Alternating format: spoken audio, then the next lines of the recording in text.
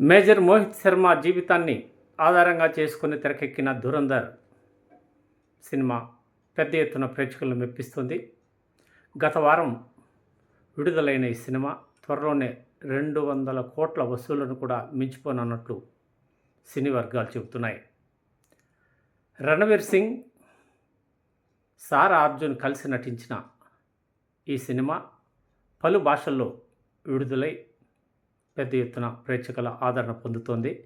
ఈ సినిమాని దెబ్బతీసేందుకు సోషల్ మీడియాలో పెద్ద ఎత్తున నెగటివ్ కామెంట్లు చేసినప్పటికీ ఈ సినిమా ప్రేక్షకుల ముందు దూసుకుపోతుండటం విశేషం.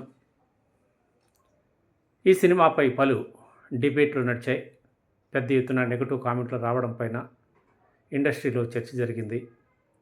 వీటన్నిటినీ పటాపంచలు చేస్తూ బాక్స్ ఆఫీస్ వద్ద నిలకడగా ప్రేక్షకుల అభిమానాన్ని ఈ సినిమా చూరగొనడం విశేషం.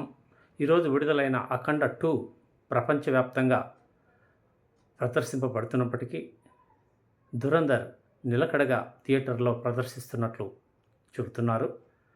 అలాగే ధురంధర్ 2 మార్చి 19వ తారీఖున ప్రేక్షకుల ముందుకు రానుంది. ఈ నేపథ్యంలో అజయ్ దేవగన్ తన ధమాల్ 4 సినిమాను కూడా వాయిదా వేసుకున్నాడంటే ప్రస్తుతం ఈ సినిమా ప్రేక్షకుల ఆదరణ ఎంత గొప్పగా పొందుతుందో గమనించవచ్చు. ఈ సినిమా ద్వారా తెలిసింది ఏంటంటే మంచి కంటెంట్ ఉన్న సినిమాని ప్రేక్షకుడు ఎప్పుడూ ఆదరిస్తాడు.